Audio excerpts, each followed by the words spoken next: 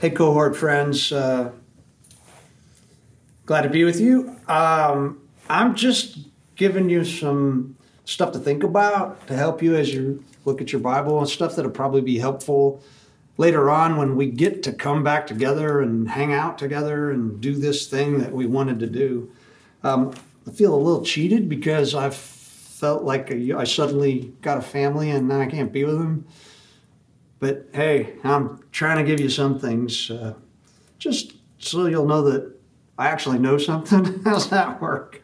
And the last time we talked about the four Gospels being a new form of literature, we talked about these books being the templates for what became books that became called Gospels. But I do want to say that these four works that we call the Gospels, Matthew, Mark, Luke, and John, they were written in a form that was already well known. Well, three of them were. Two of them really were.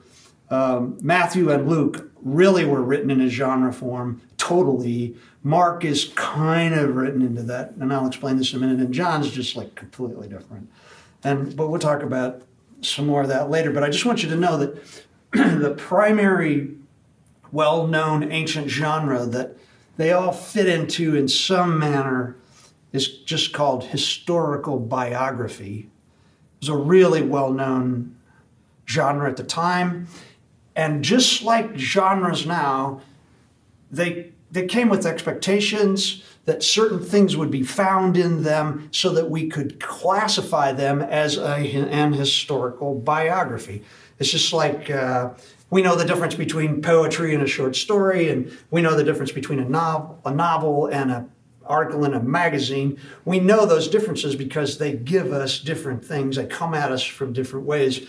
And there were specific aspects about a historical biography that anybody who ever heard one was expecting certain things. One thing I do want to say about historical biography in the ancient world as opposed to now is that the criteria for writing a work about a particular person back then was far higher than it is today. Let's just be honest. We can write a biography about anybody now and somebody will read it. They don't have to be famous or have done anything cool or whatever. I mean, people write biographies about anybody without regards to their character, but ancient biographies were not written just for anybody. First thing that was expected, if you're going to write down the story of somebody's life, was that they were someone who was a worthy enough subject for somebody to take the time to write it down. They had to be somebody who was well known in a world that had no marketing other than word of mouth. So it's like they had to be people whose lives were really important. And the purpose of these works was twofold. First reason was so that everybody who heard the story, and remember, most people heard these stories, most people never, 90-some% of the population was illiterate anyway. If they heard these stories, they heard them read to them. But the purpose was to give an account of a person's life who was so worthy that you were to listen and then emulate them so you could live a good life as well. And in fact, the way that you knew that a person's life was worth following was if the words that they said matched the deeds in their life. In fact, if you look carefully at ancient historical biographies, what you're going to find, for the most part, are speeches followed by action which matches the speech, or actions which then are covered by a speech later which tells you why they did this. Mostly it's speeches than action, but this is the way that historical biographies work. The primary reason was to keep something permanent for future generations so they would know what a good person, what their life was really like. Now, there are some things about about ancient biographies, though, besides there are more expectations, and I'll get to them in a minute, but you're going to always, these ancient biographies, because they're mostly words and speeches, there are things that they leave out that that we get, when we start reading them, we go, wait a minute, they don't give us enough details. One thing is, well, remember, you're talking about a world where hardly ever sees anybody else than the people who live within 4 miles of them. If somebody's famous enough to have a book written about them, the chances of anybody ever having actually physically seen them is 0. And like even if they saw a statue of somebody who had a biography written about him, the statue would be idealized. It wouldn't necessarily, they always made statues make people look really handsome and strong and in the prime of youth. Or if there was a mosaic of somebody, that wouldn't really look like them. And so really what a person looked like was unimportant. The assumption was that anybody who was worthy was good looking, and you could just make it up in your own mind as you heard the story. The other thing is that since they're mostly interested in words and deeds, nothing that a person did when they were a child mattered unless they did something that actually impacted their adulthood, and that's very rare. And so we don't get any background about their childhood in ancient biographies. And another thing that is just sort of a given is the geographical stuff. We don't get any of the color stuff, the details that we want. We don't get any of that stuff.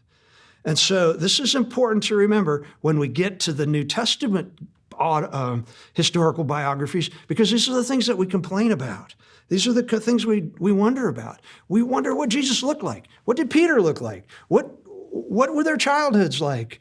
What kind of house did they live in? We don't get any of those details. Nothing, because everything was just sort of ignored because we really want to talk about the reason that we have the story in the first place, and that is because this life is worthy of emulating. Okay, that's pretty much what it's about. Somebody has to have a reason to have a book written about him. Now, one other thing that I do want to say about it is that you'll find in ancient historical biographies that when they start to talk about a person who's worthy, it's not just that we figured it out later on in their life that they were worthy. In fact, most of these stories have a birth story of some kind because all of nature knows that they're coming. And so we always get stuff happening when a famous person is born. We'll get that at the beginning. We'll have an earthquake or an eclipse or a meteor shower or some unusual astronomical event. Some sort of thing is going to be happening in the world at the time of their birth to let everybody know somebody special's coming. And you find this in all of these ancient historical biographies. Why? Why is this there? It's there to let you know that it's worth taking the time to pay attention. The universe recognized that it's worth paying attention, so you better pay attention. Now, that's the first purpose of an ancient biography, to tell people that somebody is important has come and their life is worth emulating. The second purpose, I said there were two, and the second one is this. It was entertainment.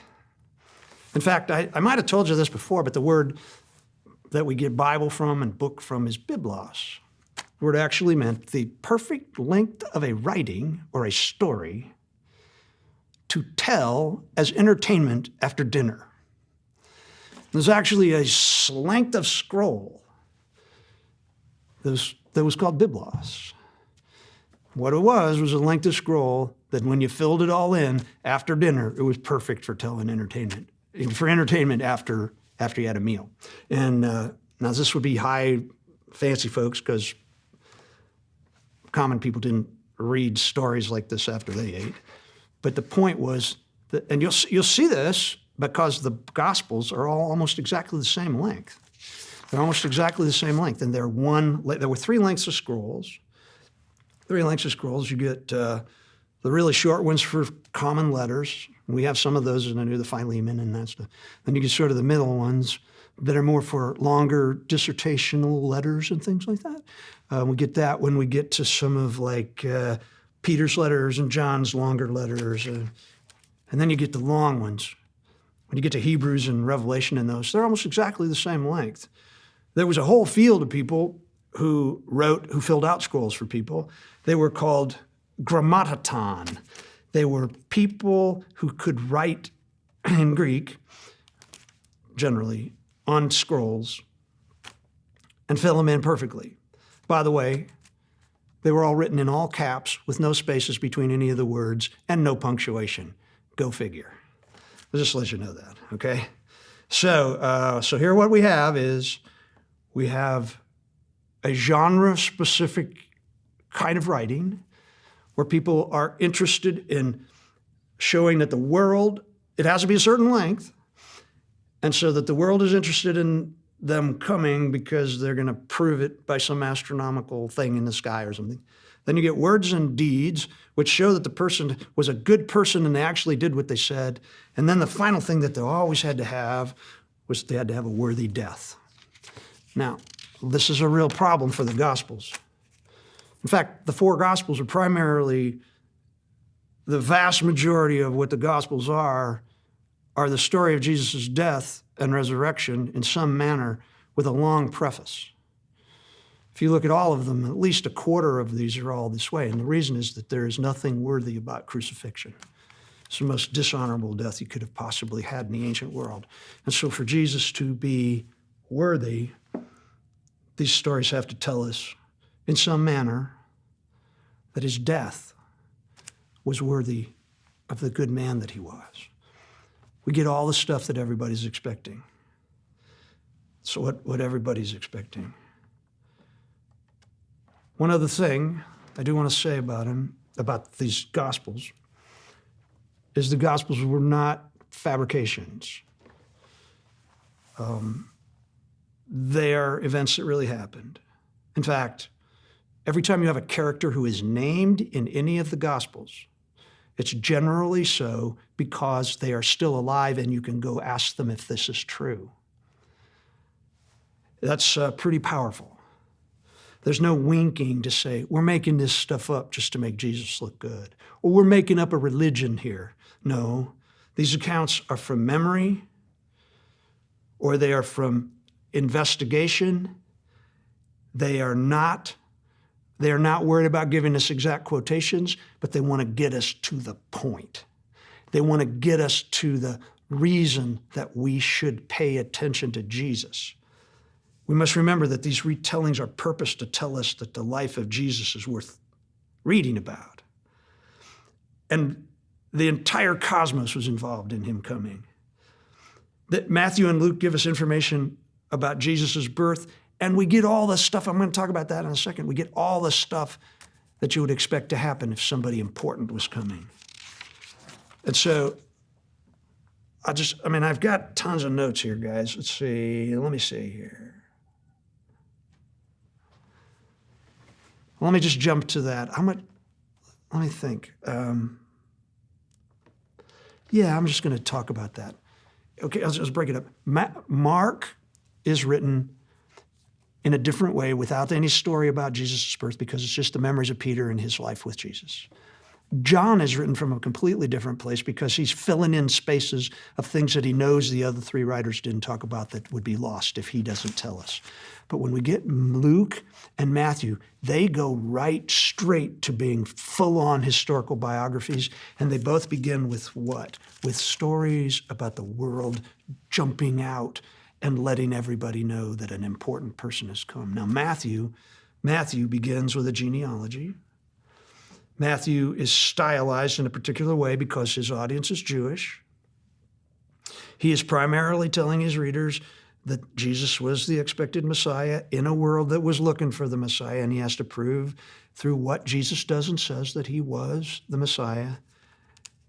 And yet, if you look at the way that Matthew starts, he begins in a very specific way. He begins by giving us a genealogy of Jesus that begins with Abraham, who is what? The father of the Jewish people. That's where his genealogy begins. Why? Because Jesus needs to be from the line of Abraham because he is the Jewish Messiah. And I just want to say one thing. All theories about Jesus being illegitimately born run through Gentile fathers. They never run through Jewish fathers. That's just an interesting aside.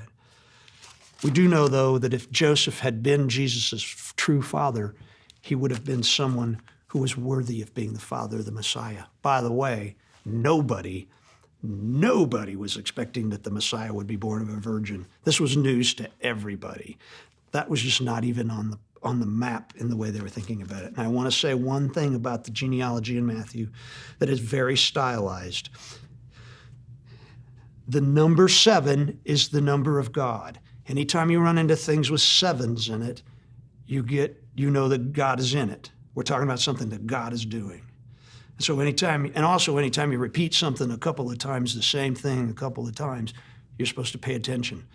If you look at the genealogy of Jesus in Matthew, what you get is 6 groupings of 7. Now, Matthew says there are 14 generations, which is 2 sets of 7s from Abraham to David. And then he says there are 14 generations, or 2 sets of 7 from David to the exile. And then you get 2 sets of 7 from the exile to Jesus. Now, so what that makes is 6 sets of 7. 6 is the number of man. 7 is the number of God. And so Jesus' genealogy is 6 sets of 7, which means that Jesus is both what? Man and God. The point of the genealogy is not to give us the exact number of people who were before Jesus. The point of it is, as in all biblical genealogies, is to say something about the person we're talking about by the numbers of people in the genealogy. This is really important. You cannot take genealogies and just do the math backwards. They don't work. But what we get here is a highly stylized thing that says God is in it. He's in it 6 times because he's got something for what? For man. 7 times 6. So this is really important. It says a great deal about who Jesus is. It says God's in it, and a man has come who has God in him. That's what the genealogy says. Now, I want to do something really quickly here, just list out the characters that we get in Matthew's gospel. We get Mary. She's mentioned right away. It says she was a virgin. And I just want to say this, that the word virgin there is not something that is different from our idea of a virgin. It's the kind of virgin we talk about when we talk about somebody being a virgin, okay? So Mary is mentioned right away. Then we get Joseph, and he is the main character right at the first. We also get, as the birth story goes into depth in Matthew, we get the Magi, who are what? They're men who study the celestial events of the sky and who are mysterious and come from the east. Then we get Herod, who's a powerful man who rules over everything. And then we also get what? Angels who show up in dreams as messengers. Now, I'm just going to say that those characters, if you put the backstory with the Magi and all that together, we get what? Stars in the sky are moving, and we get people who watch them, and we get powerful people who control the world, and we get angels showing up to bring the message. And so what we're getting is the whole universe is responding to the coming of Jesus in the midst of this man Joseph, who what we see with Jesus is that what we see with Joseph is that we find that he finds out that Mary is pregnant. And he's going to do the right thing by her. He's going to do the good thing by her. You know, Mary was probably 12, maybe 13. And we don't know exactly, I could go into detail. We can talk about this later, but we don't know whether Joseph was a young man and this was his first wife, or whether he was an older man who had lost his wife and had children and he needed another wife to take care of those children. Both sides have great positions. We could talk about that later. But what we do know is this. What we see is that not only do the heavens respond when Jesus comes, and do people all over the place get worked up because this baby has come that we know nothing about. Not only do we have that, but we see that the man who was tasked with raising Jesus was worthy of raising this man. That's what Matthew is telling us. And Luke is a story about outsiders. It's written to a man who's been told by some Jewish people that because he's a Gentile, the message of Jesus is not for him. He wants to know if the message of Jesus is about him, is for him. And so what we get from Luke, when he starts to tell this man Theophilus about the birth of Jesus, he tells him about outsiders, Zechariah and Elizabeth. Oh yeah, they had a great place in the culture, but they didn't have any children and they were old people. And everybody knew that if you didn't have children, that God was punishing you for something. Who's the sinner here? Zechariah and Elizabeth lived under the curtain of shame all of their lives because they did not have children. And everybody knew it was somebody's fault. They were outsiders in some way. And then I'm just going to say this. Mary being pregnant without a husband at 12, you want to talk about outsider. I don't think it's at all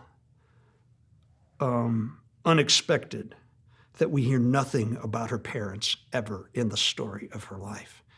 My bet is they wanted nothing to do with this little girl who shows up pregnant at 12 or 13, who's engaged to a man that her dad probably had to work really hard to get the deal done, and then suddenly she's pregnant.